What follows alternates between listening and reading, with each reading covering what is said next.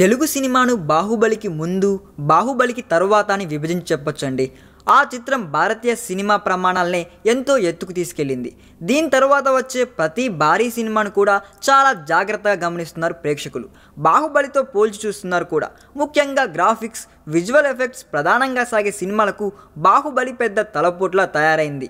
ఆ సినిమాతో పోల్చి చూసి ఏమాత్రం ప్రమాణాలు తగ్గినా తేలిగ్గా మాట్లాడేస్తున్నారు అని అంటున్నాడు మన అక్కినేని నాగార్జున. అవునండోయ్, బాహుబలితో రాజమౌళి సాంకేతిక విలువల విషయంలో ప్రమాణాలు అమాంతం పెంచేశాడని, దాన్ని అందుకోవడానికే అందరూ కష్టపడుతున్నాడు అని చెప్పారు నాగార్జున. మరి ఈ మూవీ గురించి ఆయన ఎందుకు అలా చెప్పారనే కదా మీ అందరి డౌట్. చెప్తా వినండి. తన కొత్త సినిమా ఓం నమో వెంకటేశయ్య ప్రోగ్రెస్ గురించి మాట్లాడుతూ నాగ్ ఈ వ్యాఖ్యలు చేశాడండి. టాకీ పార్ట్ దాదాపుగా పూర్తి కావచ్చింది. అయితే ఈ సినిమాలో కంప్యూటర్ గ్రాఫిక్స్కి చాలా ప్రాధాన్యం ఉంది. అందుకోసం చాలా కష్టపడుతుంది మా టీం. టాప్ టెక్నీషియన్స్ పనిచేస్తున్నారు. ఈ పని పూర్తి కావడానికి చాలా సమయం పడుతుంది. అదంతా చూసుకొని రిలీజ్ డేట్ ప్రకటిస్తాం అని చెప్పారండు.